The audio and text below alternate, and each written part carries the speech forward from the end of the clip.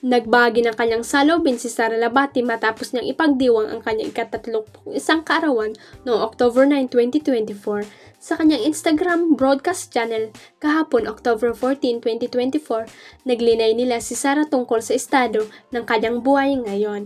Ayon sa aktres, nararamdaman niya ang pagiging kontento ngayon. Narealize din daw ni Sara na hindi niya kailangan ng kalinga na iba para mabuhay. Sabi ni Sara, how beautiful it is to feel contentment from such a pure, simple, and real space. As I turn 31, I overwhelmed by a sweetness that flows from within. I've come to realize that I don't need anyone but myself and that no one can save me but me. Ang pagiging malaya raw niya ay hindi hadlang upang maging maligaya siya sa buhay. Anya, this independence isn't a burden, it's a liberation. It admits the self-reliance. I recognize my deep love for love itself, the joy of giving it, and the warmth of receiving it. Malaki rin ang pasasalamat ng aktres sa mga kaibigang nananatili sa kanyang tabi sa pinakamababa at pinakamataas na sandali ng buhay niya.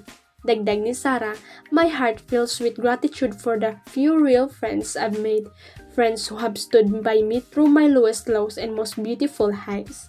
You are treasure in my life, and your presence is a gift I cherish.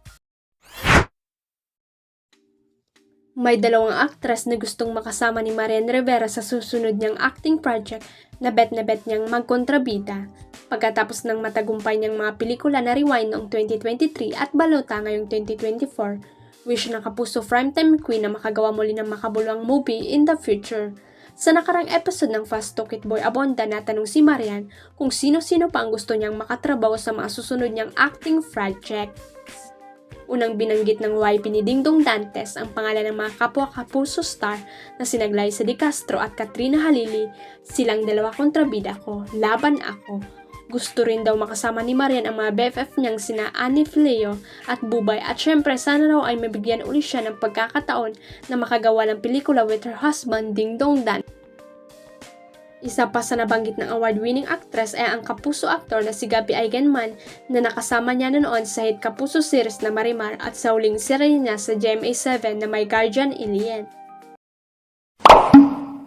Huwag kalimutang i-click ang subscribe button at i-ring ang notification bell para sa latest at legit chika updates.